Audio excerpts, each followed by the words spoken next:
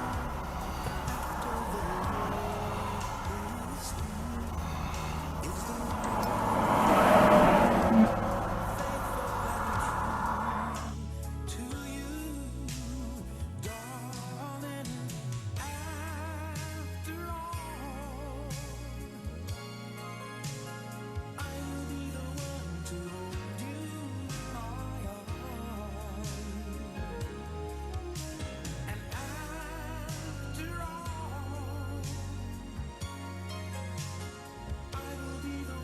to hold you, I will be the one to hold you in my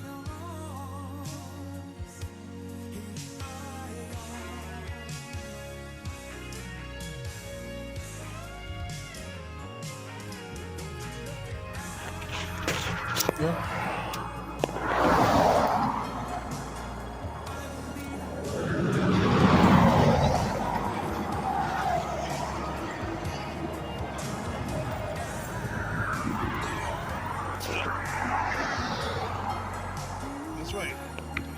Congratulations.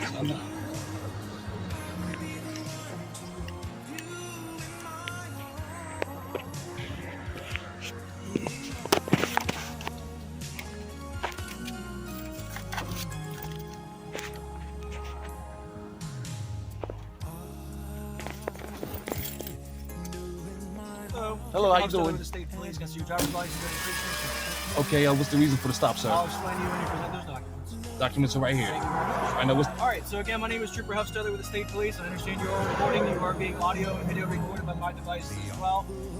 The reason for the traffic stop, I clocked you doing 85 miles an hour in a 70 mile an hour zone. Furthermore, your window tint, it's not a huge issue, but you can't have any window tint on the front of the windows of the sedan. Not going to make an issue of it, but just so like So, for my safety and yours, remain in the vehicle. I'll be back with you in a minute, all right? All right.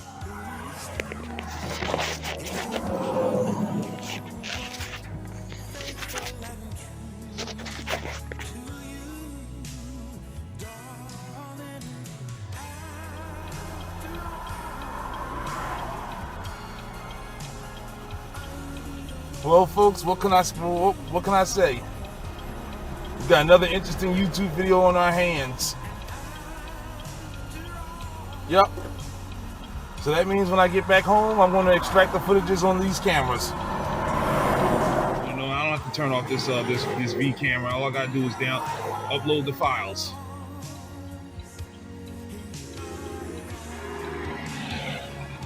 I'm not intimidated by you following this video. Congratulations. Say hello to my YouTube audience.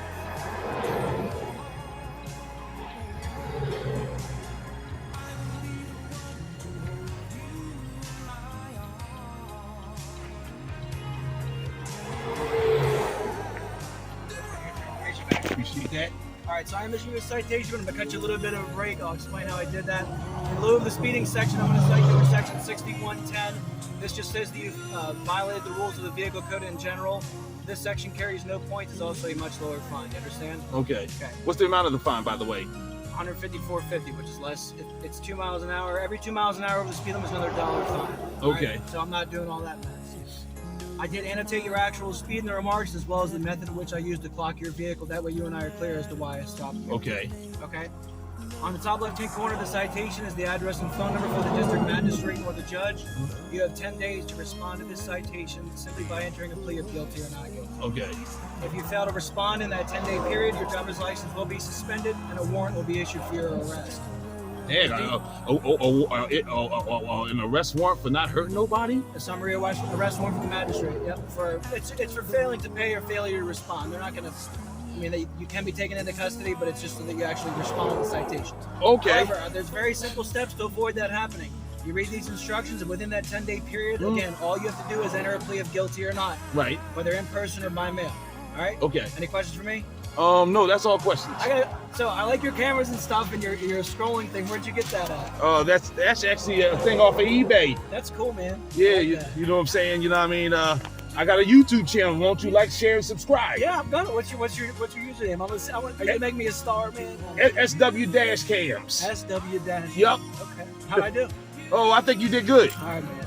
Well, keep up the good work and just slow down a little bit, okay? All right, there. I appreciate that. Officer, I do have a question. What do you got? Now, as you know, this is what's known as a superhighway, and That may be a layman's term. It's considered a limited access highway, but yeah. Okay, yeah, because saying of course I do a lot of internet stuff and I do research on the internet. Yeah, let's make it all. Put it on the channel. Let's make it all. Put it all out there. And this road, the history of this road, it was opened in October of 1940.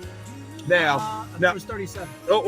Construction started in about 37, 38, and it was opened by 40. Okay. Now, when the road opened originally, Right. cars were going down as fast as 90 miles an hour. Because there was no speed limit initially. Yeah, but the reason why it was lowered to what it is now is because too many people were having blowouts. Blowouts and traffic accidents from high speeds. Was it?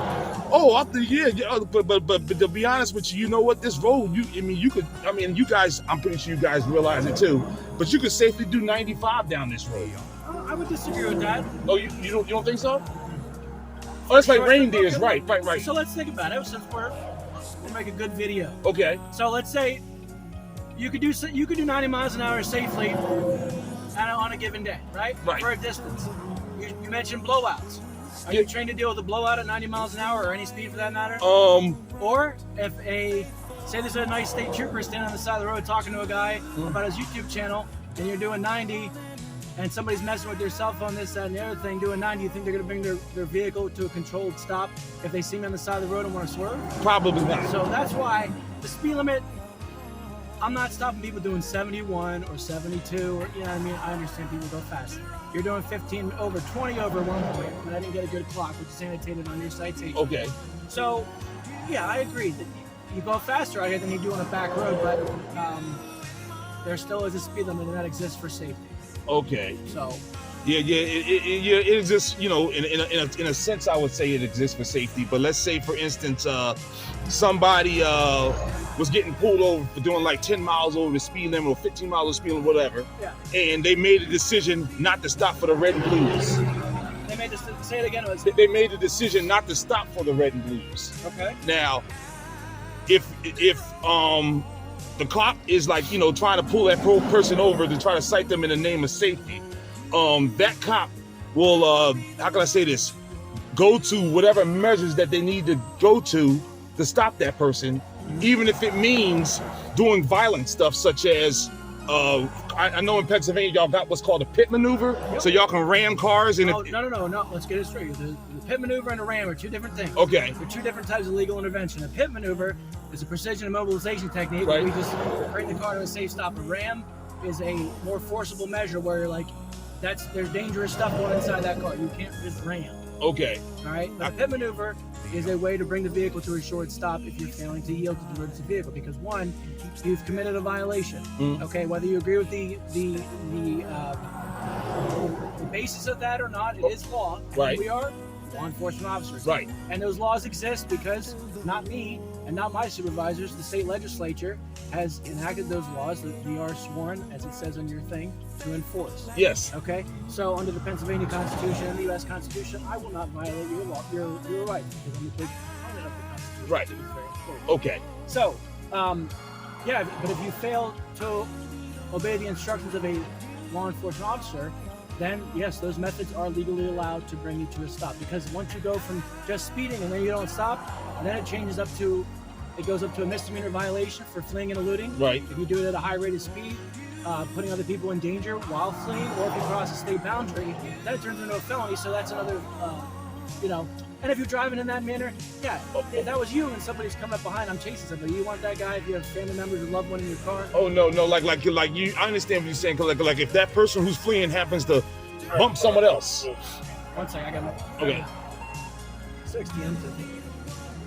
Go ahead, sorry. Yeah, like say for example, if the person who's fleeing happened to bump somebody else, yeah, I can understand. You know. And for another reason, if say I'm chasing you, say you didn't stop today, and you're running for speeding, got some traffic out here, whatever. If I deem, or my supervisor on the radio deems that it's unsafe to continue that, Right. we'll terminate it, Okay. and that's that. Because of that reason, it's not worth putting people in danger. Okay. All right, but if you're wanted for something more egregious, say somebody, I don't know, rob the bank, domestic violence, something more egregious than just that, Right. then that would dictate. But again, every situation is different. Yeah, because because as you know, I'm on YouTube all the time, and I watch what's called First Amendment audits, I love and I watch different traffic stop videos and things of that stuff, and I see how certain police officers may go a little bit overboard for an infraction that has no victim. You know what I'm saying? Because the thing is that 20 miles over the speed limit, a burned out tail light, a burned out license plate bulb, those are victimless infractions. Who gets cited? How many times you heard somebody get a ticket for a burnout ticket? Well, I pulled you over for that. I'm like, hey man, like your tent, you got a legal window tint. Not a big deal. Can I cite you for it? Yeah, but why? I can tell you about it. And that is a safety issue as well, because you can't see out of your vehicle at night, and that's a safety issue for me because I can't see inside it. Oh, but how about for the reasons of blocking that sun? That's okay. If you have a skin condition, you're allowed to have that. You actually have a health condition. Well, you got to have a letter from your doctor, and that's PennDOT. That's not the state. Okay. PennDOT says that. Okay. So there's ways to do things, and I'll go back to that. You say victimless crime. Because I like to. This is an opportunity for both of us to interact and understand both sides. Right. So, is there any victim for speeding? No. Not at the time, but let's pretend that there's speeding, there's signaling violations, for not changing lanes, and failing to move over for emergency vehicle, not having insurance, not having, not so much registration, but things of that matter. So everybody just comes out here and they can do whatever they want out here, right? Like they're doing the German Autobahn? Right, but well, they don't. Everybody, that's a common misconception. There is a speed limit on the Autobahn. The German Polizei are a lot meaner than PA state troopers. Okay. All right. So those laws exist. I think, in my own personal opinion, as a deterrent, because yeah, everybody speeds out here, and I can't get everybody. I'm missing a couple while we're sitting here talking, but they exist as a deterrent to keep people from driving completely crazy out there, and then causing those crashes, getting a blowout at 90. You know, grandma's on the side of the road with a flat tire, and somebody comes through here doing a $120 that's never driven a Ford Mustang before, and all of a sudden, triple digits, that's too much. Right. So I mean, Yeah, triple digits, that's too much. So it's a deterrent, and it's to get everybody to slow down so that when you're going from, you know, Hershey Park back home or vice versa, everybody gets there safe and kind of respects other drivers on the road. It's not necessarily all about this one vehicle. Yeah, if you're the only car on this road doing 90, you want to put yourself at risk, or 100 or 120, and there's nobody else on the road, that's one thing. Go for it, because then that's just you, and then we have to pay for the crash. And I still don't want to deal with that, because then you're in danger, right? Right. Even if the individual doesn't care about themselves, you're still in danger. So, but I can agree, and I like those First Amendment audits too, because, you know, there's the Bill of Rights of the Constitution for a reason, and I understand that video cameras don't bother me. And you know, that's your right. It's not. It's a right. It's God given under the Constitution. Right. So, right. There you go. There you go. No, and if I want my constitutional rights to be upheld, then we do. I like that. I like your verbiage on your little marquee back there. I will uphold my sworn duty. And most of us will. You'll get some guys that, you know, make a bad name on the news and stuff like that. Right. Yeah. But you know, I think interactions like these help, and we all understand each other. So. Right. Okay. You can ask me anything you want, man. You know, if we're gonna be on YouTube, I'll watch it later. Hey, you know what? That's totally fine. You know what I'm saying? Yeah, it's just that it's not that I mean, the thing is, this is a road that was it was designed for cars to go a little faster. Because I don't know if you know the Schuylkill Expressway that goes to Philadelphia. Oh, yeah. That road. Now that road, you know what I'm saying, generally doesn't move that fast, because it's, you know, it's an inner urban road. It goes through Center City, Philadelphia, and it's got a lot of curves and stuff, and it's not well paved either. Yeah. So this turnpike is well paved. Well, but think about you know, unforeseen things that happen. This is farm country, right? Say, I mean, honestly, right here, 2 weeks ago, there was a guy flying one of those like parachute carts with the fan on the back, just flying up and down this farm here. Okay. What if all of a sudden around this blind curve you're doing 90, he ran out of gas, and this is a ridiculous circumstance, but things like that can happen. Or a truck, their air brakes locked up. As soon as they lose pressure, they lock up where they're at. And he's around this blind curve.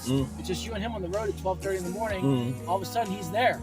He has no power, no brakes. He's just sitting there in the left lane. You're doing 90. You're gonna be able to stop before you plow into the back of him and slice off the top of your vehicle. You know what I'm saying? Yeah. So it's not. It's not just the speed for right now on a sunny, gorgeous day. Traffic's kind of medium, right? The road's clear. There's no snow and ice.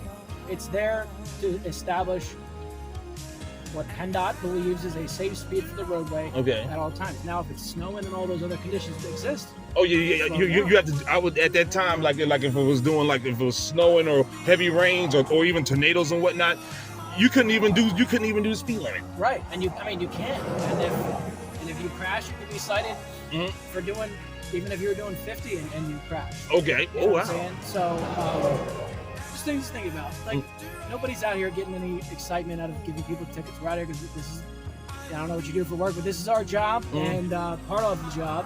So that's what we have to do. Okay. So. All right. Well, you know, I guess that's understandable. I mean, you know what I mean? I guess that's understandable in a way. It is understandable that you guys, you know, have a duty to, you know, make sure everybody's safe, so to speak. That's what it is.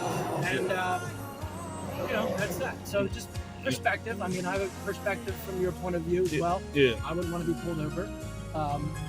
But again, we can't be hypocrites either. So I don't speed and pull people over like, you know, if you're doing 85. I'm not doing that. Okay. You know, because that's critical. Right. You know what I'm saying? But the thing is that, you know, I do see officers pushing triple digits. Now those officers, what do you have to say about them? What were they doing if they had the lights on? Well, without the lights. Like if a cop came down this road like doing 120 without his lights on, I guess that would be considered a citable offense. Yeah. I mean, I wouldn't do that. That's silly to me. Again, for safety, blowout, stuff like that. Yeah. We have in our department and a lot of departments have adopted it under 100. Like, even if you're going to stuff, there's no sense in going that fast because we're human. Right. I'm susceptible to the same laws of nature as anybody else. I'm not some magical being because I'm a trooper. I mean, if I crash and get a blowout and I can't control it, because it happens to me. You'll be I die just as easy as anybody else. Right. You might. So those circumstances, even with lights and sirens, go slow. Yeah. Okay. It's always better. Okay, but just to let you know, I hear you. you know, saying I don't know if you heard about that woman who crashed into those two troopers on I-95 in Philly. I did. You know what I'm saying? Now that is an example of a person who created a victim. Yep. She created 3 victims actually. Yep. The 2 troopers and that guy who the troopers was trying to save. You know what they stopped her for initially?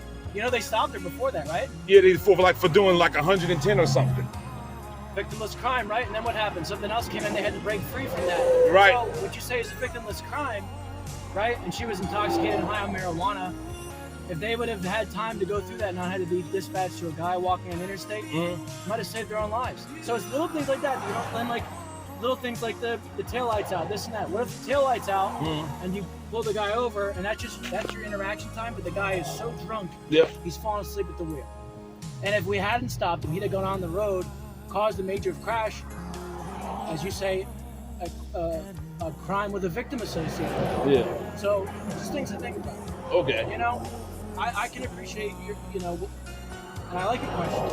Yeah. They're grounded in reason. Exactly, because you know I see the difference. There is a difference between victimizing someone and not victimizing. Like for instance, now on this ticket here, I'm listed as a defendant. Yep. But who's the plaintiff? Me. I thought you were just the witness. No, I am the plaintiff / affiant is the other official word. I am the plaintiff. I'm the one that if we went to court, I would present all the evidence. I'd be not the agent of the Commonwealth, I'd be the representative of the Commonwealth. Okay. And I would present my evidence and, you know, my certificate of accuracy for my radar, not my radar, my vehicle speedometer, which I used, and that's annotated in there. And I would just say that, you know, everything that's on there. I clocked you doing a good clock at 85 miles an hour. I clocked you 1 point doing 90. And I give you the break. Oh, okay. So you're the plaintiff. I thought a plaintiff was an individual who sustained injury, loss, or damage. That's a victim. Yeah. And the plaintiff. So like even in a case where those things exist, injury, loss, or damage, like we said, Right. They'll still be a victim. The plaintiff, that's like a civil law term, plaintiff defendant. Like if you're like divorce, child custody, that's what that term is plainly used. In a case where there's a victim like that, same assault, the prosecutor will be the district attorney. They'll be the prosecuting part, and then I'll still be involved as the advocate. Okay, not just as a witness. Well, I guess the affiant is the. Let me make sure. I'll be here for a minute. Just extend any checks, please. An affiant's like I guess a super witness because I'm a sworn law enforcement officer. I know the law, I know the violation, and I watched it happen. It's not like you called me and said, "Hey, Mr. Joe from wherever did this." It's a violation of law. That can still be cited in certain circumstances if there's enough proof. Then I would still be the affiant. You would be the witness because I didn't see it. You did. Okay. So, like, say you saw an armed robbery happen, and you identified the guy. We had enough other evidence. You would be a witness. I'd be the affiant, and the prosecutor would be the prosecutor. Okay. We would all go to court. There's no. The term plaintiff is pretty much for civil proceedings. Okay. Yes. Okay. The defendant is it's a wide term. You know. This is a summary violation, very low. It's a ticket. So you'd be a defendant if you got a parking ticket. Right. You know what I mean? So, yeah. Yeah, I mean, I was just trying to get like the basis of the understanding, because usually when there's cases where there's a defendant, there's either a plaintiff or somebody who is making the complaint that that I did something to someone. That's what I thought a plaintiff was. Well, there's different terms for different ways that it goes to the court. Okay. But for criminal law, traffic law, you know, I'm the affiant here because I saw it happen. Right. I'd still be a witness, not a victim.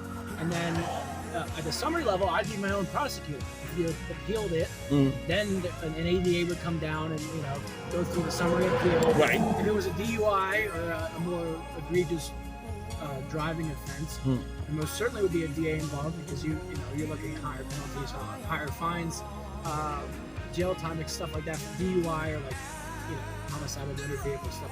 Right. And in that case, I'd still be the affiant and the witness. They would just help with the legal stuff, which, you know, neither you or I really know how to do very well in trial and stuff like that. So, Okay. that's it. Anything else? Well, that's all I have to say, man. I appreciate you for highlighting that for me. Yeah, anytime. So, You know what I'm saying? And you've also highlighted for my audience as well. So that will also works. how many followers you got? Well, as of now, I got about 500 and growing. Nice. My- What's it called again? SW dash cams. SW, so Sierra Whiskey. Dash cams, And yep. it's just SW, all one word, SW dash cam? Well, SW then space dash cams. SW dash cam. Yep. All right, man. Have a good day. Slow down, all right? All right, boss. I appreciate it, man.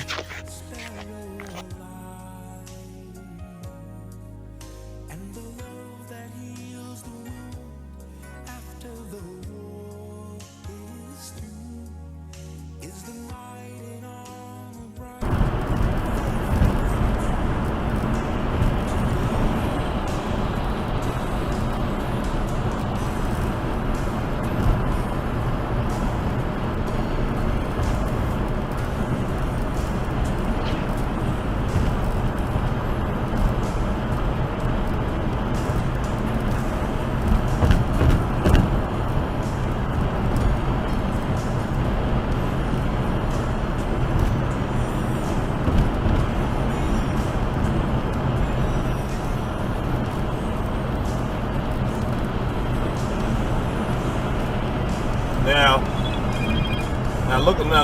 Now look at that officer.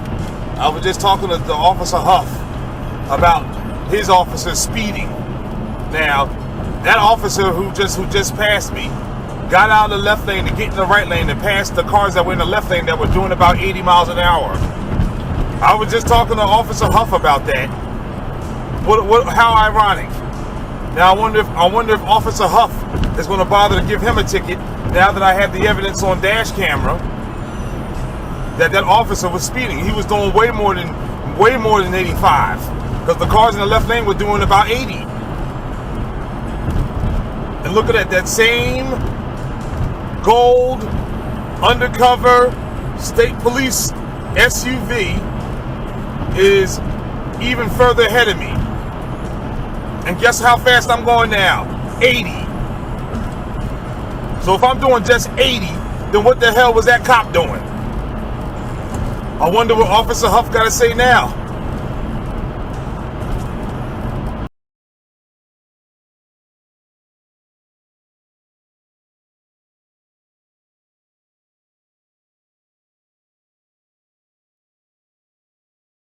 Stay tuned for the next video. Like, share, and subscribe. Thanks for watching. Keep the cameras rolling.